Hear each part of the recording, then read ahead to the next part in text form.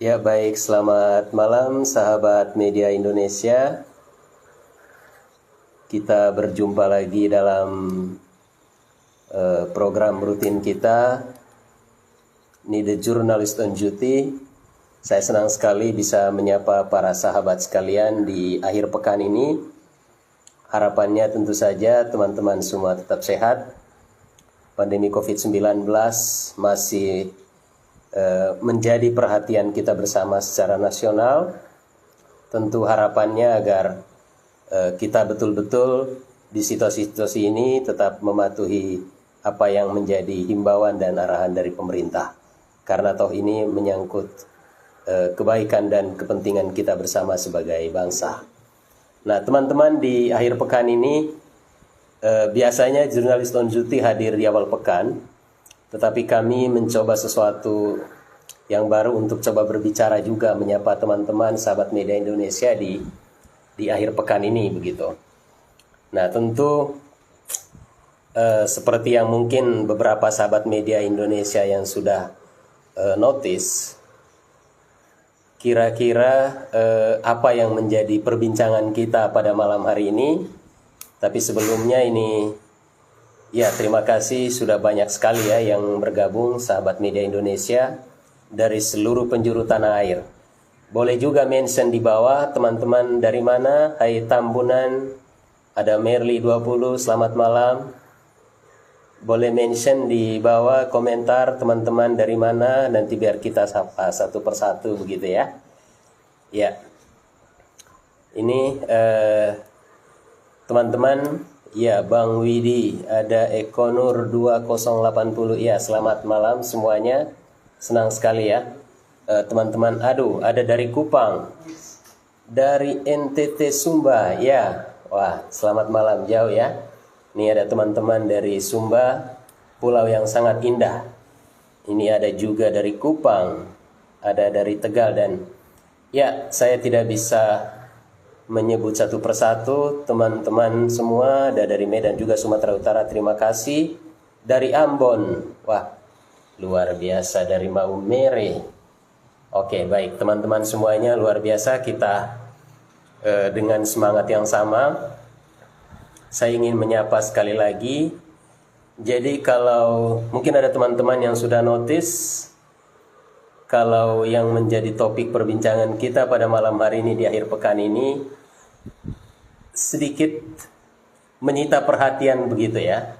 Ini agak sedikit menyita perhatian kita selama kurang lebih 1 minggu ini, terkait dengan pembicaraan mengenai Provinsi Nusa Tenggara Timur. Nah ini menjadi viral begitu gara-gara pernyataan anggota DPR RI dari Dapil Jambi ya, kalau saya tidak salah ingat ya. Ini mungkin netizen atau sahabat Indonesia betul tahu. Iya, wah ini ada yang minta disebutkan Bung Roni Guala. Ya baik, salam, selamat malam untuk kita semua. Ya jadi saya kembali lagi. Teman-teman, beberapa minggu terakhir, 1 minggu terakhir ini kita sedikit ramai begitu di media sosial. Karena anggota DPR RI yang terhormat ini, kita menyebutkan anggota DPR yang terhormat, karena memang teman-teman DPR kita ini ingin sekali disapa seperti itu ya. Sebetulnya dalam sebuah rapat dengar pendapat dengan Kementerian PU, beliau menyampaikan kalau di NTT itu tidak ada yang istimewa begitu. Jadi yang istimewa mungkin cuma komodo saja. Tetapi apapun pernyataan beliau, yang juga beliau sudah klarifikasi sendiri, bahwa tujuannya sama sekali tidak ada maksud untuk ya jauh lah dari niat untuk melecehkan, tetapi mungkin ada pertimbangan-pertimbangan lain soal keberpihakan, meminta dari daerah pemilihan dia, kebetulan beliau ini dari Jambi, untuk juga mungkin minta diperhatikan oleh pemerintah begitu. Tetapi saya tidak sendiri, nanti malam ini saya akan ditemani oleh 2 sahabat media Indonesia yang saya sudah ajak bergabung. Nanti yang pertama ada anggota DPR RI kita, Bung Ansilema. Karena ini bicara NTT, beliau dari Dapil NTT 2, itu meliputi Kupang dan sekitarnya ya. Nanti beliau bisa cerita banyak dengan kita. Beliau anggota DPR RI dari daerah pemilihan Nusa Tenggara Timur II yang ingin berbagi perspektif dengan kita pada malam hari ini. Lepas daripada pernyataan anggota DPR RI yang terhormat ini, yang mungkin buat warga NTT di mana saja berada mungkin mereka merasa terganggu, nanti kita bisa dengar dari apa yang disampaikan oleh Kakak Ansi Lema nanti ya. Nanti narasumber kedua saya akan juga ditemani oleh seorang anak muda, itu nanti dari Kakak Stella.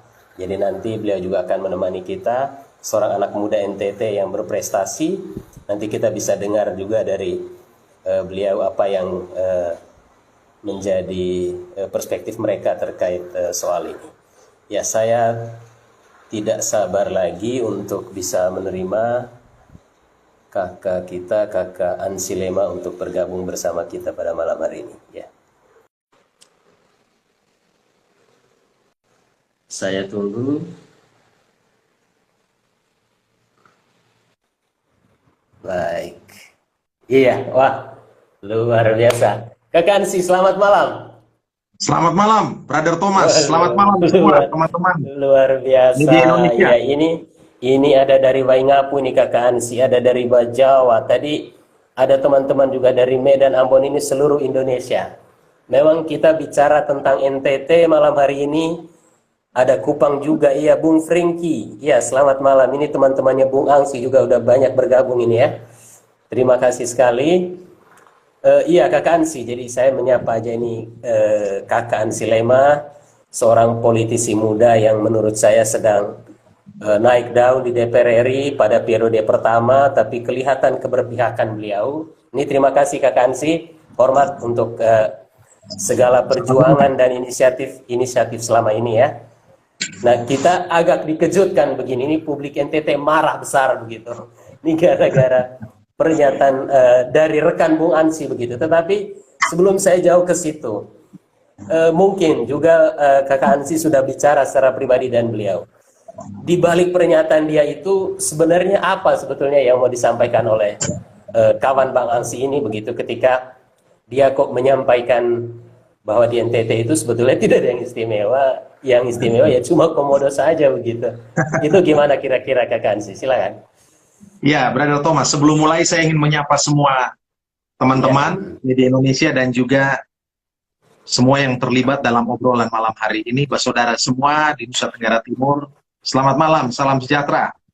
Tetap jaga kesehatan, jaga jarak, patuhi protokol penanganan pencegahan COVID.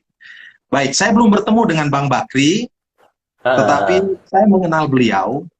Sejauh yang saya tangkap bahwa argumentasi yang disampaikan oleh beliau itu mungkin beliau ingin daerah pemilihannya Jambi ataupun Provinsi Jambi itu juga mendapatkan atensi dan kepedulian dari pemerintah pusat.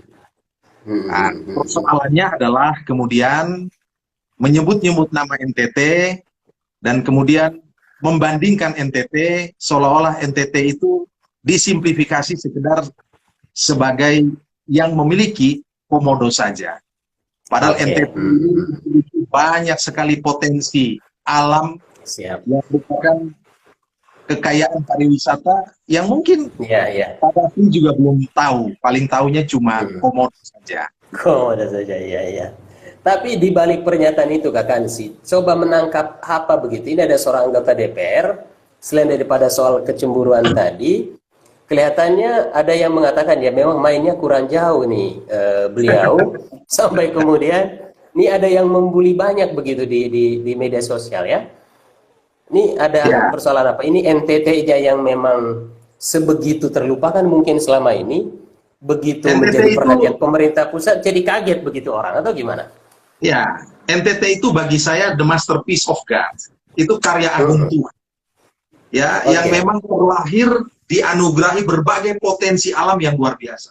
Kalau kita bicara pariwisata, NTT itu punya pariwisata alam, punya pariwisata baru, pariwisata budaya atau kultural, ya, pariwisata religi, bahkan memiliki pariwisata historis dan pariwisata ideologis. Ya, boleh jelaskan satu-satu ya. Ya, hanya saja selama Republik ini berdiri, NTT itu cenderung diabaikan, cenderung dilupakan.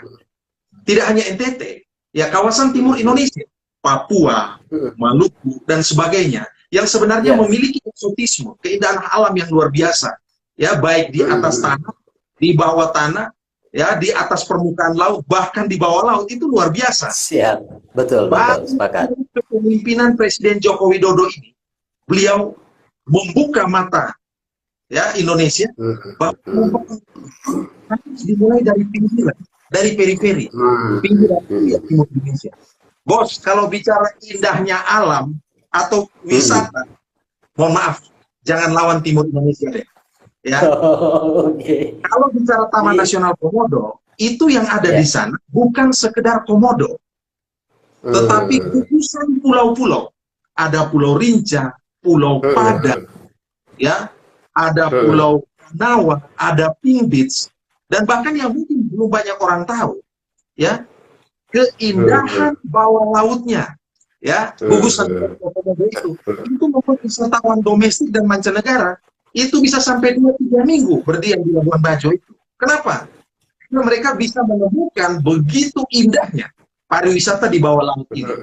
Ada Pulau lebarnya sampai 9 betul. Itu luar biasa, ya. Dan kalau keajaiban dunia di NTT itu bukan cuma komodo, tetapi ada di puncak gunung berapi, ada danau 3 warna.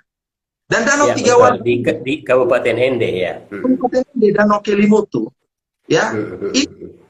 Warnanya bisa berubah-ubah dan kita tidak tahu apakah 4 tahun berubah, apakah 3 tahun, apakah 5 tahun, dan seterusnya.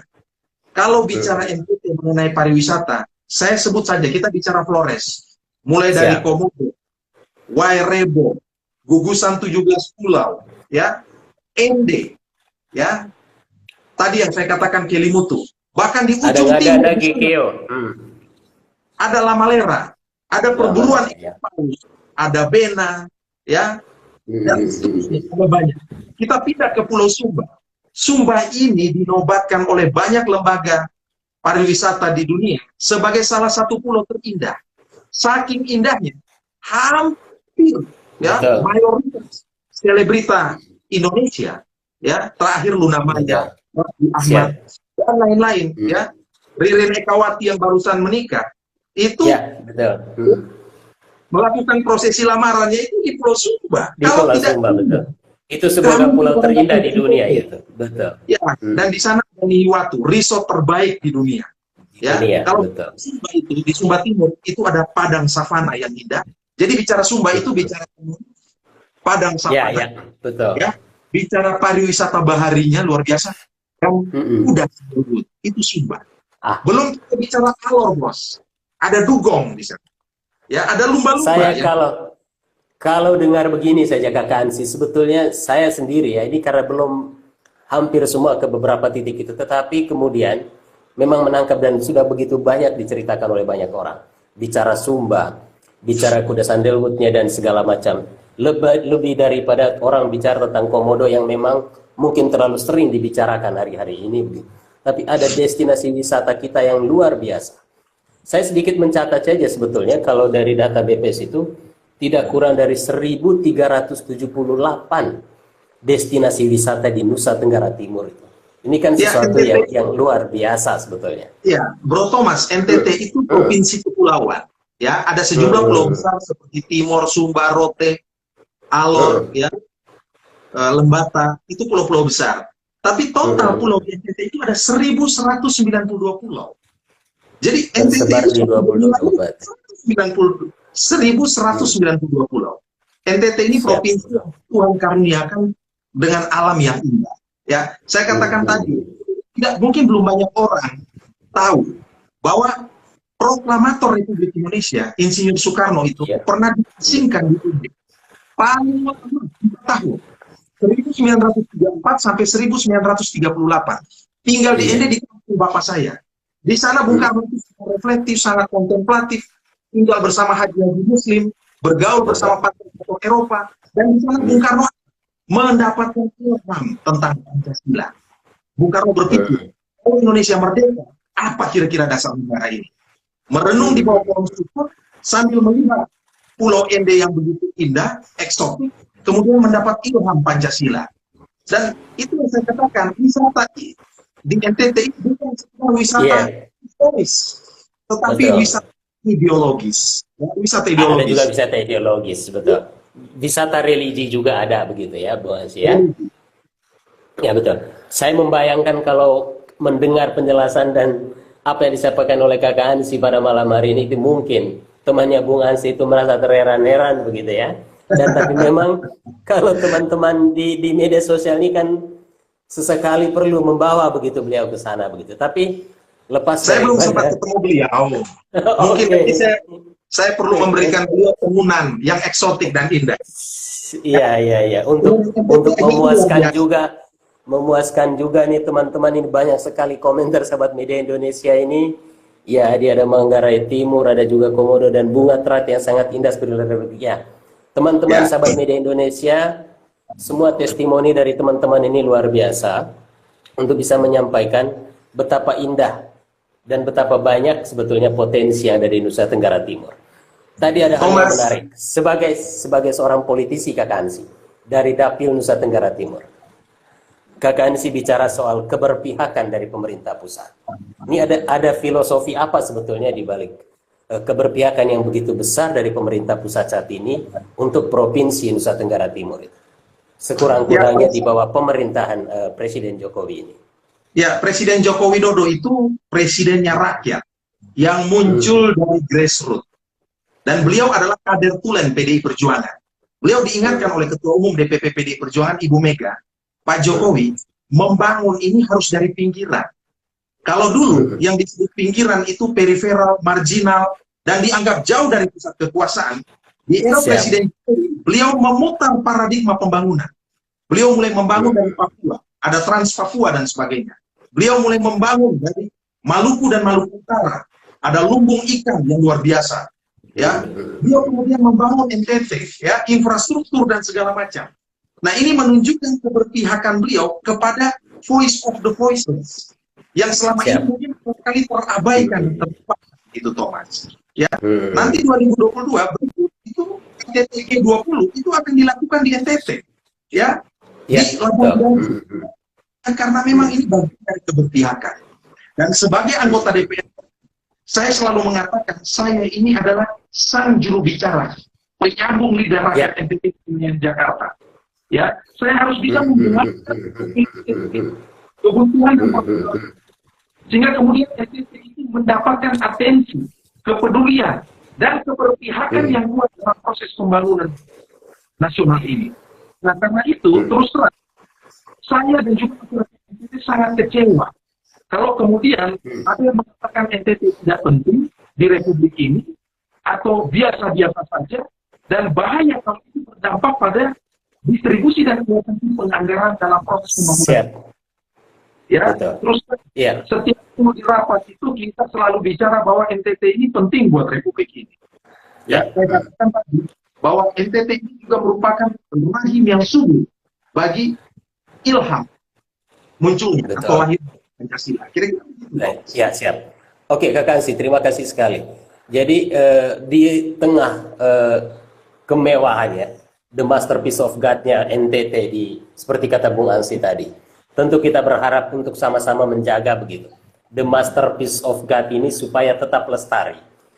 Dari Bang Ansi sendiri gimana? Ada begitu banyak hal lain yang mungkin juga kita perlu kritisi, misalnya untuk menjaga pariwisata NTT itu memang betul-betul menjadi sesuatu yang luar biasa, seperti kata Bung Ansi tadi, tetap menjadi the masterpiece of God. Saya ambil sedikit contoh. Kita di NTT ini, dari NTT teman-teman ini, banyak sekali bicara soal industri-industri ekstraktif yang mungkin juga mengancam begitu. Nah, ini mungkin sebagai wakil rakyat dari Nusa Tenggara Timur, mungkin ada sedikit perspektif terkait persoalan-persoalan seperti ini yang untuk menjaga pariwisata NTT itu tadi. Begitu. Ya, NTT itu gugusan pulau-pulau, provinsi kepulauan. Tapi pulau di NTT itu bukan pulau yang besar. Karena itu Tuhan sebenarnya sudah menganugerahkan alam yang indah, pariwisata yang indah. Ada juga bahwa katakanlah sumber daya alam ekstraktif berupa tambang, Tetapi Ya. bicara soal pertambangan, itu bicara soal pembongkaran, bicara soal eksploitasi. Tetapi bicara soal pariwisata, apalagi berbasis alam, itu bicara soal konservasi, bicara soal pelestarian, bicara soal Siap. sustainabilitas dalam proses pembangunan. Karena itu, Betul. ya, nakoda atau pemimpin di NTT itu harus bisa membuat pilihan. Dan menurut saya pilihan yang tepat adalah mengembangkan sektor pariwisata ini. Tetapi ingat, pariwisata di NTT itu hanya bisa dibangun di atas 3 fondasi dasar. Fondasi dasar yang sudah kemudian artikan dari NTT. N itu nelayan, T Nelayan. itu petani, T yang kedua itu adalah ternak. NTT itu bagi saya adalah nelayan tani ternak. Tani Maksudnya apa? ternak. Pembangunan dan kemajuan NTT harus membangun sektor pertanian, kelautan dan perikanan. NTT punya potensi laut yang luar biasa. Ya, 70% wilayah NTT itu adalah wilayah laut. Ini belum dioptimalkan, belum dimaksimalkan, belum diberdayakan secara sepenuhnya. Yang kedua, pertanian lahan kering NTT. NTT ini sebuah wilayah yang di sejumlah tempat juga subur. Bahkan memiliki keunikan dan kekhasan, walaupun tanahnya keras dan berbatu, bukan berarti tidak bisa dikembangkan. Ya, yang ketiga adalah peternakan. Jadi NTT itu adalah nelayan tani ternak. Di masa lalu, 30-40 tahun lalu, ya, kakek nenek kita itu menjadi apa? Peternak yang kemudian mengekspor produk peternakan berupa sapi bahkan sampai ke Hong Kong dan mancanegara. Nah, jadi kalau kita bicara pariwisata, pariwisata itu kompatibel dengan sektor kelautan dan perikanan, sektor pertanian dan peternakan. Nah, itu kompatibel. Contoh misalnya, orang kalau pergi berwisata, tentu dia butuhkan makanan, dia butuhkan pangan, dia butuhkan buah-buahan, sayur-sayuran, dia butuhkan ikan. Nah, NTT harus bisa menjadi lumbung ikan, bisa menjadi lumbung pangan, dan juga lumbung ternak. Untuk apa? Ya untuk melindungi kondisi lokal dan juga mancanegara, turis-turis domestik yang datang. Sehingga kemudian kita tidak tergantung pada sayur, buah-buahan, dan juga telur. Jadi kalau bicara pariwisata, Thomas, bukan cuma kita membangun infrastruktur pariwisata untuk membangun konektivitas antar daerah, betul. Tetapi juga perlu membangun sektor-sektor pendukung. Misalnya, Labuan Bajo. Nah, itu kan ada beberapa wilayah, misalnya di Lembor, misalnya di Boleng. Ini kan potensi pertanian dan peternakan yang sangat luar biasa. Ya, di Ngada misalnya, sebagai daerah dingin. Ya, Manggarai, ada kopi. Labuan sebagai the city of coffee, gitu. Orang dari mancanegara mana-mana itu datang bisa mencicipi kopi Manggarai, kopi Colol itu. Saya sudah cek, kopi Colol itu kelas dunia, Bos. Dan itulah luar biasa ya. Bukan cuma komodo, bukan cuma komodo. Nah, ini mungkin harus memberikan betul. Kepada Pak Bakri, boleh. Iya. Oke, Kakak Ansi, kita sapa dulu teman-teman ini. Waduh, luar biasa. Ini ada dari jauh, ini dari Papua, Timika. Oke, selamat malam. Kita baca dulu, ini ada komentar baik dari Sahabat Media Indonesia. Pak Basri sebenarnya menggugat kita sebagai orang NTT untuk lebih gencar mempromosikan pariwisata NTT yang sangat kaya dan sangat banyak. Tadi saya rasa sudah disampaikannya oleh Kakak Ansi. Jadi kita mungkin perlu berterima kasih juga kepada beliau, karena akhirnya setidaknya 1 minggu terakhir ini, publik netizen itu membicarakan tentang Nusa Tenggara Timur. Lepas daripada bicara pariwisata, Kakak Ansi, bicara NTT, selama ini orang selalu punya asumsi, ya mungkin Kakak Ansi tadi coba membangun sebuah optimisme tentang keberadaan Provinsi Nusa Tenggara Timur ini, yang sudah sekian lama mungkin ya dilupakan di dalam pembangunan Republik ini. Tetapi bicara soal lain, selain pariwisata, NTT itu punya apa sih untuk membangun Republik ini? Yang dasarnya itu adalah manusianya. Ya, pendidikan dan kesehatan itu harus menjadi modal. Ya, anak-anak muda NTT itu harus menjadi generasi-generasi yang bisa menjadi agen transformasi sosial, agen perubahan sosial, ya, dengan kecerdasan, ya, dengan pergaulan dan networking yang luas. Itu harus bisa dipakai untuk meyakinkan para pengambil kebijakan di level nasional, ya, baik eksekutif maupun legislatif ini, menjelaskan bahwa NTT ini penting bagi Republik ini, ya. Dan persoalan pembangunan itu, ini kan kalau kita bicara kemiskinan, Oke, betul, di NTT angka kemiskinan masih di atas 2 digit, ya, masih di ada Iya, 20, iya, iya. 20%, ya. Tetapi kemiskinan ini kan bisa kita lihat, bisa kemiskinan karena kemiskinan kultural, itu bisa kita selesaikan ke dalam, tetapi juga bisa kita maknai sebagai kemiskinan struktural. Nah, kalau kemiskinan Hmm. struktural ini pendekatannya pendekatan yang lebih politis. Kita berharap bahwa Hmm. republik ini itu lebih berpihak, ya, dalam Oke. agenda pembangunan bangsa ini untuk membangun Hmm. NTT. Ya, saya contohkan misalnya untuk membangun sektor pertanian di NTT. Orang bilang, kerap kali mereka bilang, Pak Ansy, di NTT itu banyak lahan tidur karena Ya, ya, manusia betul. tidur. Hmm. Mereka bilang lahan tidur, manusianya tidur karena manusia Tidur. malas. Nah, Saya bilang begini, Pak, tanah di dapil saya di timur Sumba itu ya. tanah yang keras dan berbatu. Kenapa manusia tidur? Karena tidak ada alat mesin pertanian, alat-alat berat Hmm. yang diberikan oleh negara untuk membuka lahan ini. Karena itu menurut saya, sebelum manusia tidur dan lahan tidur itu ada, karena negara ini tidur panjang. Coba kalau negara bangun, Hmm. ya, coba negara Beda bangun. soal. Ya, ya, ya. Masyarakat di daerah saya yakin NTT itu akan berlari kencang. Orang-orang NTT itu orang yang punya fighting spirit yang luar biasa. Dilepas di Ya, mana ya. saja akan survive. Ya, jadi siap. Jadi ini salah satu contohnya gitu kira-kira yang sedang berbicara dengan teman-teman semua, sebuah produk sumber daya manusia begitu yang mampu membawa aspirasi masyarakat NTT yang ada di parlemen saat ini. Jadi ada juga tadi yang mengatakan Kak Kansi bahwa ketika Tuhan menciptakan NTT itu Tuhan sambil tersenyum katanya menciptakannya, hanya mau Ya, menggambarkan betapa indahnya begitu provinsi Nusa Tenggara Timur itu yang mungkin. Kalau saya tadi cenderung mengatakan begini, sebetulnya ingatan dari saudara-saudara yang lain mungkin yang tidak mengenal NTT, ingatan mungkin siapapun kita, begitu luasnya Indonesia, mungkin membuat ingatan kita juga, sebagian dari kita, ingatannya pendek begitu untuk mengenal Indonesia yang sangat luar biasa ini. Atau bagaimana catatan Kakak Hansi? ya, Indonesia ini tentu daerah yang sangat heterogen.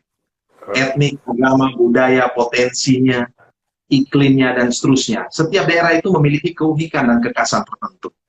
Ya, Jambi pun saya yakin memiliki keunikan dan kekhasan tertentu yang patut kita apresiasi. Tetapi kalau bicara NTT, terus terang kami mengatakan bahwa NTT tidak bisa disimplifikasi sekedar Taman Nasional Komodo dan Komodo. Ini ada satu buku bagus, ditulis bukan oleh orang NTT ini, mengenai kepariwisataan NTT untuk kelas dunia. Kenapa? Memang kalau teman-teman ingin tahu, cobalah buka-buka literatur mengenai provinsi NTT, mengenai ini sebagainya, ya. Sehingga kemudian banyak mendapatkan manfaat dari informasi-informasi seperti ini. Kalau bicara untuk kemajuan, yang pertama, Tuhan itu sudah menyelesaikan tugasnya dengan sangat sempurna. Memberikan NTT sebagai the masterpiece of God, satu.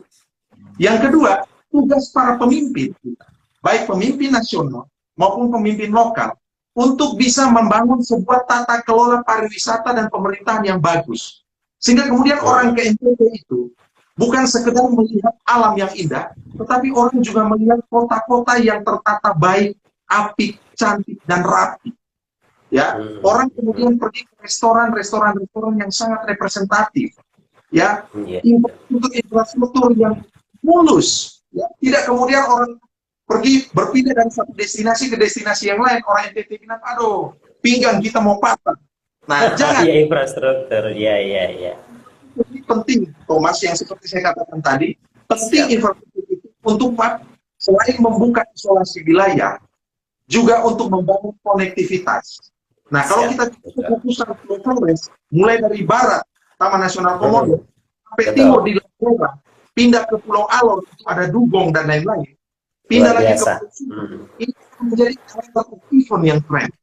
Nah, teman-teman Sumba, di sana ada Pasola, itu keren biasa. Jadi bagaimana? Ya, ada budaya Pasola dengan kudanya, dengan tombaknya, dan tentu kaya akan kearifan lokal ini. Jadi kalau sekilas akhirnya memang kita bisa simpulkan, NTT itu ya memang bukan hanya sekedar komodo sebetulnya. Ada begitu banyak kekayaan tadi seperti Kak Kansi sudah sampaikan. Nah, sebelum ini karena kita dibatasi waktu nih Kak Kansi, sayang sekali tidak terasa ini kita mau 30 menit saja selesai. Tetapi ada sedikit dari netizen juga yang menyampaikan begini.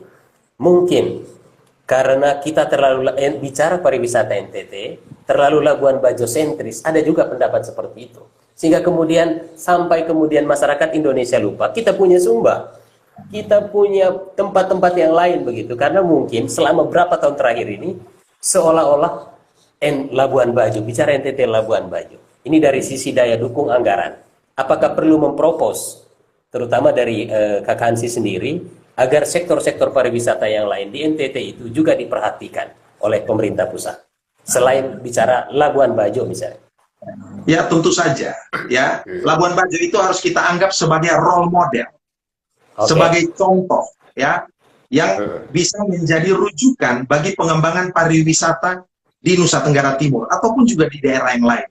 Tetapi kan sebenarnya pariwisata di Sumba ini kan sudah sangat menggeliat, ya. Bahkan sampai David Beckham syuting iklan Ferrari, bahkan juga Miss Universe dengan iklan UC 1000 itu kan di Pulau Sumba, menunjukkan bahwa sebenarnya Pulau Sumba pun juga ini sudah dikenal oleh masyarakat domestik dan juga internasional.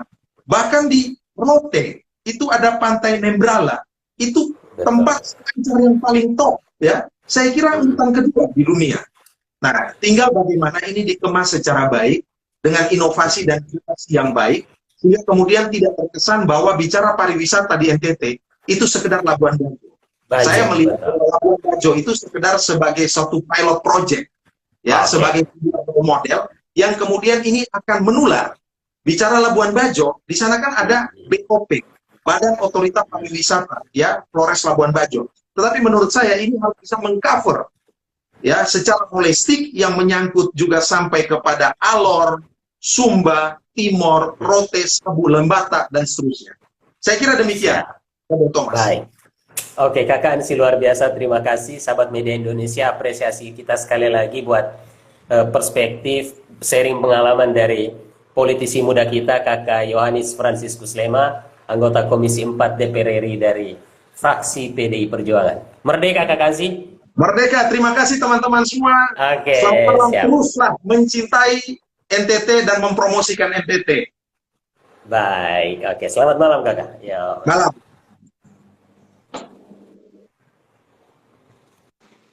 Iya, baik. Wah, teman-teman sahabat media Indonesia, itu tadi perbincangan kita dengan Kakak Hansi Lema, anggota DPR RI kita.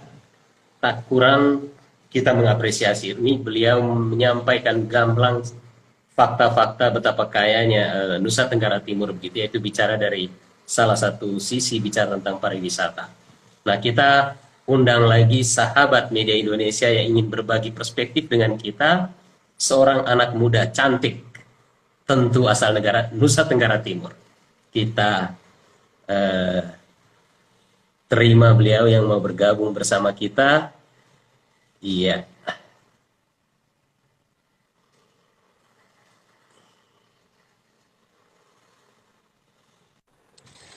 Baik, wah. Halo Kak Thomas. Kakak Stella, selamat malam. Lama sekali nggak ketemu Stella ini, luar biasa. Stella, apa kabar? Baik, puji Tuhan, sehat. Thomas, apa kabar? Luar Sehat biasa. Baik. Jadi sahabat media Indonesia, ini Stella ini, jadi kalau tadi mungkin di-announce kurang ini, beliau dulu kita sama-sama satu payung di media group, beliau sebagai presenter Metro TV, sempat menghilang karena beliau harus melanjutkan studi ke Inggris. Ya Stella ya, kalau tidak salah ya? Iya, benar. Boleh, ya. Jadi ini the masterpiece dari NTT juga ini Stella ini. Banyak. Mewakili sebuah gerakan NTT muda yang diinisiasi oleh Stella dan kawan-kawan. Jadi hari ini Stella spesial kita bicara tentang NTT, ini lagi hit 1 minggu terakhir. Tadi dengan Kakak Hansi, rasanya gimana Stella sebagai anak NTT menjadi perbincangan NTT kurang-kurangnya 1 minggu terakhir. Reaksi Stella gimana? Menarik sih, jadi waktu viral video dari anggota Dewan Dapil Jambi, Pak Bakri ya. Iya Pak Bakri. Menyatakan seperti itu sebenarnya waktu denger, saya juga bukan tipe orang yang langsung berkomentar gitu ya. Jadi saya emang tipe yang Siap. dulu, lihat dulu, ini konteksnya gimana. Kan biasa kalau di internet kan sepotong-sepotong, Siap, betul. tahu konteksnya apa. Tapi setelah saya coba cari tahu dan segala macam, menurut saya kalau karena kita di dunia media dan komunikasi, menurut saya apa yang dilakukan beliau tuh bad marketing sih. Sebenarnya kita tahu bahwa Oke. beliau kan sedang menunjukkan apa yang memang harus dilakukan beliau, aspirasi dari teman-teman masyarakat di Jambi kan, untuk memperhatikan pariwisata yang ada di sana aja, yang ada di Jambi, dan itu sah-sah aja karena pasti para anggota dewan kita yang terhormat yang ada di Senayan yang merupakan perwakilan dari NTT juga akan melakukan yang sama gitu. Tapi kemudian ketika dibandingkan dengan NTT itu menurut saya itu bad marketing sih. Oke. Waktu dengar sebenarnya belum terlalu ini, tapi ketika mendengar reaksi banyak orang yang juga ikut berkomentar tuh bukan cuman hanya anak-anak muda NTT, tapi orang-orang Iya, yang iya, iya. pernah ke sana, Betul. udah pernah liburan, udah pernah bekerja di sana gitu. Mereka tahu benar bukan pariwisata ya, tapi lebih ke kayak keindahan alam. Lebih ke keindahan. Iya, kita belum bicara pariwisata nih, keindahan alam gitu. Jadi Siap. belum ada sentuhan pariwisata. Keindahan alamnya itu aja udah bikin orang-orang tuh kayak mohon maaf Bapak anggota dewan yang terhormat ini kayaknya perlu Iya, mampir. iya. Tapi saya Perlu yakin mampir gitu. tapi saya yakin yang dilakukan oleh beliau itu sebenarnya bukan bermaksud untuk membuat masalah yang sifatnya rasis atau seperti apa ya, tapi lebih Siap, betul, ya, pasti. menyampaikan aspirasi. Nah, kita sebagai, kalau saya bicaranya, kalau Kansi tadi mungkin bicara dari perspektif politik, dari perspektif Siap. kebijakan, kalau saya lihatnya dari sisi anak muda gitu, Iya. ide-ide progresif anak muda yang ada sekarang. Saya ngobrol sama teman-teman dari NTT juga, Siap. kita sih lebih melihatnya adalah bagaimana momen ini itu menjadi momen kita mengkoreksi nggak cuman apa yang selama ini orang bilang tentang NTT, tapi apa NTT, yes. orang-orang di Persis. NTT lakukan buat NTT gitu. Jadi itu jadi momen-momen yang reflektif juga buat anak-anak muda, khususnya teman-teman yang kita sering ngobrol di NTT Muda. Itu sih. Nah, ini kan teman-temannya Stella dan kawan-kawan punya inisiatif baik dengan NTT Muda. Ini bisa ceritain sedikit nggak ke sahabat media Indonesia yang menyaksikan siaran kita pada malam hari ini? Gagasan teman-teman tentang NTT Muda itu apa sih sebetulnya? Boleh diceritain aja dikit. Iya, jadi awalnya bapak mama, bapak saya itu orang dari Bejawa, tapi kampungnya di Aimere, sekitar 2-3 jam dari Bejawa ke sana. Terus mama saya Oke. itu salah satu kabupaten juga di Pulau Flores. Kampung itu naik juga ke atas gunung. Jadi dari kecil kami Oke. seringkali pulang karena bapak saya ini wira swasta. Dulu beliau antar komputer dari satu kampung ke kampung, satu kantor ke kantor. Jadi saya melihat langsung sebenarnya dari kampung ke kampung tuh bagaimana kondisi saudara-saudara saya, teman-teman saya, kerabat segala macam. Waktu SMA saya ingat sekali waktu itu saya sama bapak saya pernah ke Aimere. Waktu itu air susah, Oke. listrik mati, dan waktu itu saya duduk di, kan kalau di Aimere itu kan pantai ya, pantai terus di Gitu. rumah gitu. Saya sama bapak lagi di rumah oma, terus duduk di depan rumah, terus saya sempat tanya sama bapak saya, Bapak, kenapa orang di sini nih susah sekali ya? Karena kami sekolah di Jawa. Ya, Ya, ya, betul. jadi Stella di saya Surabaya ya, kalau nggak salah ya. Betul, ya, betul, betul. saya tanya sama bapak, kenapa orang-orang di sini susah sekali, nggak seperti kita, maksudnya hidup saya, adik-adik di Surabaya gitu. Kenapa ini susah? Pertanyaan anak kecil karena lihat Ya, seperti ya, ya. waktu itu bapak bilang ya nggak apa-apa, itu kenapa kamu harus sekolah, bapak kasih sekolah kamu sekolah tinggi supaya besok-besok kamu bisa bantu orang-orang di sini. Oke. Jadi Yang teman-teman buat. pada saat sudah sekolah dan segala macam, akhirnya punya banyak kenalan, networking, bergabung dengan kakak Thomas mereka di media, Ya. terus sekolah lagi dan segala macam. Akhirnya di 2018 menggandeng teman-teman yang non NTT juga untuk kita sama-sama bikin sesuatu buat NTT. Fokusnya waktu itu adalah beasiswa, Kak. Jadi kita mau Oke. ajak anak-anak NTT ini yang sudah pernah sekolah di luar untuk sharing mengenai beasiswa ke anak-anak NTT. Tidak cuma mereka yang tinggal di NTT, tapi anak-anak NTT yang lagi sekolah di Jawa juga gitu kan, banyak kita punya Betul. di Benar. Bali, di Jogja, di Surabaya dan segala macam. Itu sih, dan sifatnya lebih ke networking. Jadi supaya anak-anak NTT ini tahu bahwa ketika mereka keluar dari comfort zone-nya, mereka tuh nggak sendiri loh. Ada senior Siap. kita orang NTT yang sebenarnya welcome untuk ditanya kapan aja. Dan ada kakak-kakak dari NTT atau bahkan adik-adik yang mungkin jauh lebih sudah matang dalam hal karir atau pendidikan, mereka senang untuk mementorin anak NTT yang mau belajar gitu. Jadi sistemnya Jadi mentor, diskusi dan segala macam. Jadi kira-kira teman-teman NTT muda ini yang digagas oleh Stella dan kawan-kawan ini lebih bicara soal pengembangan sumber daya manusia begitu, terutama adik-adik kita di Nusa Tenggara Timur. Iya, iya. Jadi kemudian tadi kalau bicara tentang tema kita hari ini soal NTT itu tidak sekedar komodo. Kita fokus ke pengembangan sumber daya manusia. NTT itu tadi seperti yang katakan si Lema itu kalau bicara pariwisata mungkin luar biasa begitu kaya dan segala macam.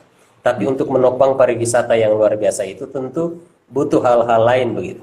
Ya. Yang dibaca oleh Stella dan teman-teman, kira-kira ruang kosong apa yang mungkin perlu diisi begitu untuk bisa makin memacu agar NTT itu ya tidak kemudian dipandang seperti yang mungkin selama ini orang ketahui begitu. Ruang Sebenarnya kosong apa yang perlu diisi?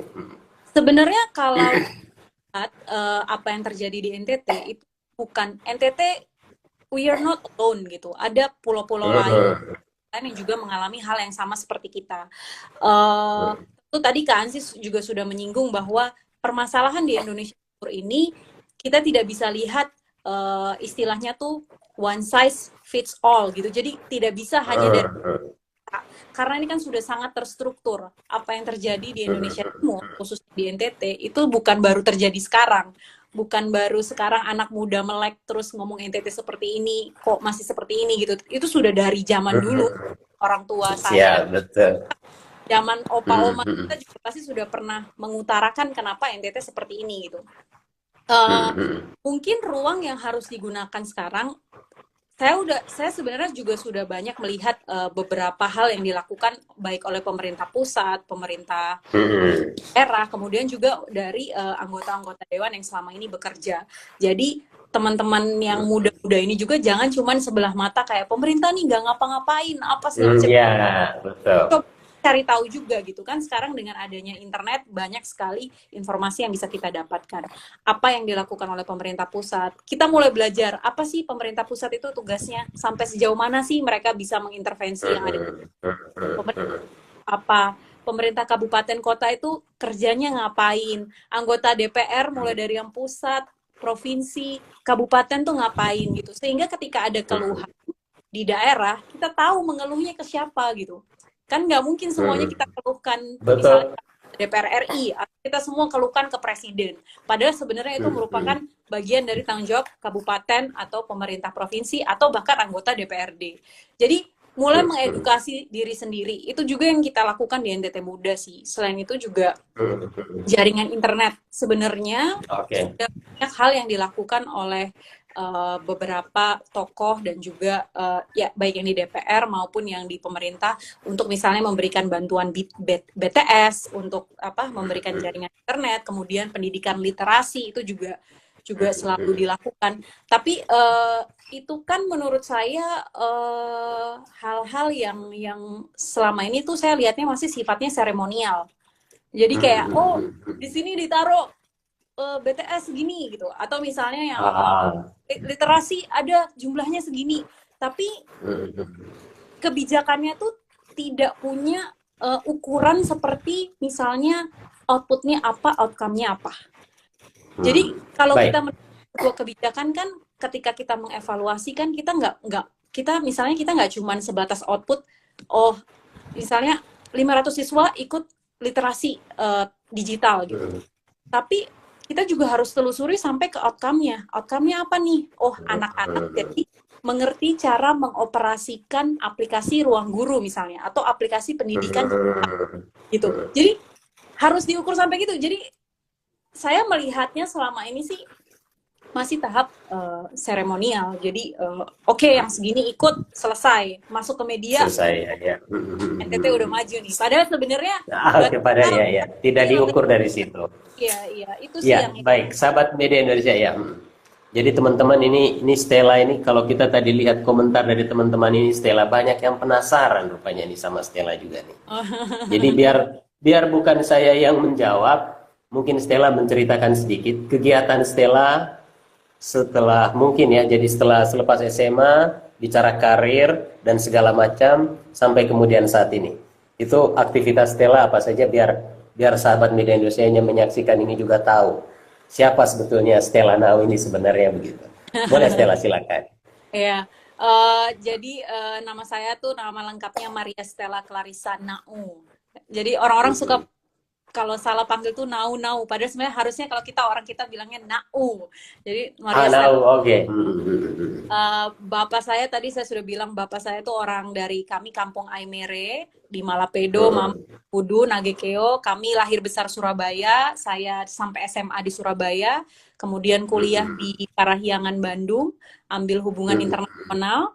Bapak mama waktu itu mungkin pikirannya ya supaya jadi diplomat, biar kerja PNS gitu. Oke. Ternyata anaknya di tengah jalan memilih jadi wartawan. Waktu itu Wartawan, siap, betul. masuk ke Metro TV, jadi reporter Ya. TV, 2 tahun lulus 2012, saya jadi reporter Metro TV. Tahun 2015 saya dapat Ya, beasiswa. betul. Dapat beasiswa 1 tahun di VOA Indonesia di Washington DC sampai 2015, terus balik lagi ke Indonesia, balik ke Metro TV, ditaruh di istana, ikut Wapres selama 2 tahun, kemudian 2018 saya keluar karena saya mau mencoba dunia lain yang lebih luas di dunia komunikasi. Saya masuk ke consultant, kemudian setelah itu saya dapat beasiswa lagi untuk S2 di UK, Chevening dari Inggris, oke. Terus dari itu jangan dilihat prestasinya aja ya, itu sebenarnya susah-susah, nangis-nangisnya banyak itu. Ya, tetapi kita harus sampaikan itu untuk teman-teman muda NTT biar memotivasi mereka juga. Kan begitu Stella kan? Benar. Jadi nggak apa-apa, biar diceritain aja. Ini kesempatan juga buat kita untuk mengedukasi anak-anak muda. Ya kalau bicara tadi soal NTT itu cuma komodo, ya memang bukan cuma komodo. Kita punya banyak sekali potensi yang luar biasa. Anak-anak mudanya seperti Stella inilah kira-kira. Tapi juga berharap bisa menularkan virus positif ini juga ke anak-anak muda NTT yang lain agar mereka terus maju gitu. Kan kira-kira begitu. Ya, lanjut aja dulu Stella. Jadi gimana ketika di Inggris? Ketika di Inggris, ternyata waktu itu, saya ada cerita menarik juga. Jadi, boleh. Ada organisasi mahasiswa namanya PPUK, organisasi mahasiswa di UK. Waktu itu presiden perempuannya baru 1 orang. Jadi 70 tahun organisasi itu berdiri, presiden perempuan itu baru pertama kali di 2016. Nah, terus waktu itu saya nekat, udahlah maju aja. Oke. Saya coba maju, dan banyak sekali orang yang komentar, maksudnya kayak siapa nih, maksudnya pertama ada juga beberapa senior yang bilang kayak kamu nih, pertama kamu Katolik, kamu orang NTT, kamu perempuan, kamu nekat banget mau maju ketua PPUK karena sejarahnya perempuan baru 1. Perempuannya itu juga agama mayoritas, suku mayoritas gitu. Jadi mereka bingung ketika saya maju gitu. Dan saya nothing tulus. And then waktu maju itu kita ada 5 orang dan 4 orang tuh laki-laki, saya satu-satunya perempuan. Nah, kalau orang lihatnya mungkin kayak, wah, kalah nih Stella atau gimana gitu. Tapi justru saya secara komunikasi politik itu justru nilai jual yang lebih. Saya perempuan sendiri gitu, dan pasti orang penasaran. Ini Nau siapa nih? Orang mana? Stella Nau. Akhirnya menang, Kak. Menang, terus saya jadi presiden. Presiden PPUK selama 1 tahun. Wah luar biasa. Oke. 1 tahun, terus kuliah selesai di bulan Oktober kemarin, pulang, dan kebetulan diajak sama teman yang kebetulan dia adalah Mm-mm. staf dari Menteri Koperasi dan UMKM, Pak Teten Mas Duki. Saya diajak untuk Oke. ayo bantu-bantu kementerian gitu. Jadi saya join sama Kementerian Mm-mm. UMKM sekarang. Siap. Jadi itulah teman-teman ya, sahabat media Indonesia yang tadi penasaran sedikit. Jadi semoga ya teman-teman udah tahu siapa Stella Nau. Sebenarnya bukan Stella Nau tapi Stella Nau. Nih dia sudah menjelaskan segala macam termasuk aktivitasnya dan berharap semoga juga memotivasi teman-teman. Tapi Kembali ke soal, boleh boleh? satu hal lagi nggak? Sebenarnya Boleh. balik ke isu tadi tentang kita Iya. marah bagaimana Ya. anggota fraksi PAN di Komisi 5 membuat pernyataan seperti itu. Menurut saya itu respon kita marah ini respon yang baik. Tapi saya merasa Oke. teman-teman muda ini juga harus marah untuk isu-isu yang lain. Misalnya ketika Contoh. mama-mama sama kita punya adik-adik di Kampung Besipae yang diusir, Ya. digusur, Yes. kita juga harus teriak dong Betul. tentang Betul. hal-hal itu. Betul. Kita butuh dukungan dari kita. Misalnya kita lihat banyak kita punya saudara-saudara yang ternyata harus sampai dengan detik ini karena pandemi susah dapat sinyal, nggak punya akses internet, kita juga harus menyuarakan itu gitu loh. Jadi jangan cuma terjebak sama isu-isu yang menurut saya ini isu yang apa ya? Karena kita nggak bisa ngelihatnya itu parsial gitu. Ini isu yang saya banyak sekali isu lain yang harus kita emosinya tuh seperti ini juga gitu. Emosinya sama, betul. Ya, ini kan kelihatannya memang emosi publik ya, terutama yang satu minggu terakhir ini, mereka betul-betul tidak mau begitu. Nah, semoga kira-kira juga untuk isu-isu yang lain kita punya respon yang sama. Saya sepakat sama Stella soal itu. Nah, kembali ke soal NTT bukan cuma komodo begitu, Stella. Ya. Bicara soal pariwisata, Stella apalagi sekarang aktivitas di Kementerian UMKM. Ada gagasan apa begitu yang kira-kira bisa didorong oleh Stella dan kawan-kawan untuk makin mengembangkan pariwisata kita di Nusa Tenggara Timur? Kalau dari kementerian sekarang kita memang fokusnya adalah bagaimana kita mengangkat perekonomian teman-teman UMKM yang terdampak oleh pandemi. Pak Menteri sendiri sampai dengan saat ini terus bekerja setiap hari supaya UMKM yang terdampak ini yang diperhatikan bukan cuma yang hanya ada di kota-kota besar, tapi sampai ke luar, dari Sabang sampai Merauke itu mendapatkan sentuhan perhatian.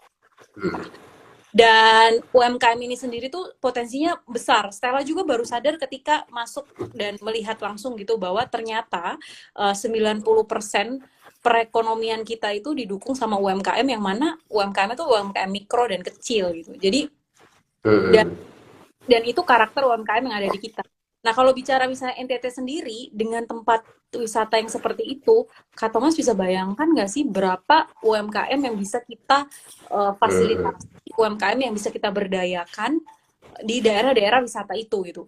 Dan juga tentunya dengan perkembangan teknologi yang sekarang, kita tuh udah tidak bisa memperlakukan UMKM yang ada di Flores misalnya seperti UMKM tradisional yang maksudnya orang beli kain tuh 1-2 pulang gitu, atau beli apa hanya 1-2 pulang. Enggak, tapi kita sudah harus melihat UMKM ini sebagai sebuah bisnis yang punya potensi besar. Contoh, saya harus ambil contoh yang memang saat ini udah kelihatan tuh Dua Anyam bagaimana mereka memberdayakan perempuan-perempuan di NTT untuk bisa menghasilkan anyaman kria, industri krianya yang dulunya mungkin jumlahnya kecil, sekarang mereka bisa mengakomodasi pesanan-pesanan dalam jumlah besar. Mungkin Kak Ansi tadi udah singgung dalam hal pertanian, terus perikanan, terus kopi kita kan juga terkenal. Siap, betul. Bagaimana menghubungkan itu ke supply chain global, tapi manfaatnya tuh terasa sampai ke petani-petaninya, jadi bukan hanya sampai ke distributornya aja. Petani-petani kopi ini punya manfaat ketika mereka tahu dan paham bahwa kopi-kopi mereka ini bisa sampai loh ke luar negeri. Bukan cuma di Indonesia, aja, bukan cuma dikonsumsi di dapur aja. Kopi mereka ini bisa sampai ke luar negeri dan mereka bisa belajar bagaimana ini kopi tuh bisa diekspor, bisa diimpor dan segala macam. Tentunya intervensi pemerintah ya dalam hal kebijakan dan juga persaingan harga gitu. Tapi ini Ya, banyak banget sebenarnya Kak, tapi saya siap, betul. nggak bisa cuma satu orang atau satu stakeholder yang mengerjakan, harus kita semua dan yang mengingatkan juga kita juga orang-orang NTT gitu. Ya, siap. Oke, makasih banyak sekali lagi Stella ya. Ini tidak terasa waktu kita sudah mau 1 jam ya. Tadi digabung dengan Kansilema. Ya. Teman-teman sahabat media Indonesia, ini tadi Stella udah bicara banyak. Sebelum kita tutup Stella, mau menyampaikan apa gitu untuk teman-teman sahabat media Indonesia, sahabatnya Stella juga di Instagram, followersnya Stella banyak juga ini rupanya yang ikut. Wah, ini ada tambahan dari Rudy Polikarpus. Oh. Stella seperti bukan orang dari Flores. Wah, ini ada sedikit yang menyaksikan rupanya. Tetapi nanti biar Stella sendiri yang menjawab. Tetapi gimana kira-kira Stella terkait tema kita pada malam hari ini? Ya. NTT supaya tidak dipandang seperti itu lagi, kira-kira apa yang perlu kita sampaikan dari Stella? Jadi pesan saya dari teman-teman anak muda NTT, siapapun anak-anak NTT yang melihat atau menonton ini, ingat apa yang disampaikan kemarin itu, kita harus kepala dingin juga supaya melatih bagaimana kita terliterasi dan lebih aware terhadap berita-berita yang beredar. Dan itu menjadi masukan juga bahwa ternyata kita bisa kompak nih ketika ada orang yang menyerang identitas ataupun daerah kita gitu. Tetapi kita juga harus melihat ke dalam, apa sih kira-kira isu lain yang perlu diperhatikan dari NTT. Tentu bukan cuma pariwisata dong, banyak. Lihat kanan kiri, nggak usah jauh-jauh, lihat kanan kiri saudara-saudara kita, tetangga kita, kerabat kita, kira-kira apa yang mereka butuhkan, apa yang mereka alami selama pandemi ini, apa yang mungkin bisa kita lakukan gitu. Dan juga mulai self edukasi sih, karena apapun mimpi dan harapan kita untuk daerah itu tuh semua balik lagi ke keputusan politik sih Kak, menurut saya. Jadi teman-teman harus selalu mengedukasi diri supaya kita tahu hak politik kita apa. Dan kita bisa menuntut itu ke orang yang tepat, ke stakeholder yang tepat.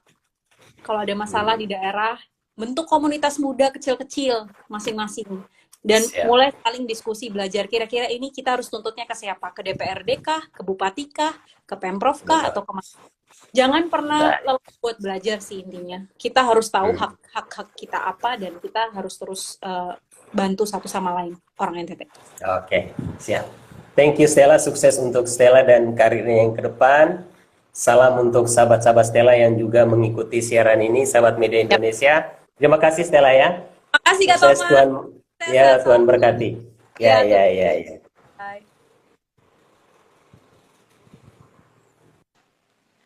Ya, baik teman-teman, sahabat media Indonesia, terima kasih. Tidak terasa waktu kita 1 jam bicara dari perspektif politik dari seorang anggota DPR RI, lalu tadi kita menambah perspektif lagi dari seorang anak muda dengan segala macam prestasinya untuk juga memotivasi anak muda NTT.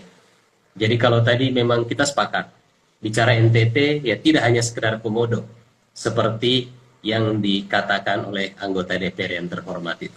Sekaligus kesempatan malam hari ini, semoga sahabat media Indonesia, netizen dari seluruh penjuru Nusantara yang selama ini mungkin terganggu, apa yang kita perbincangkan malam ini sudah sedikit terpuaskan.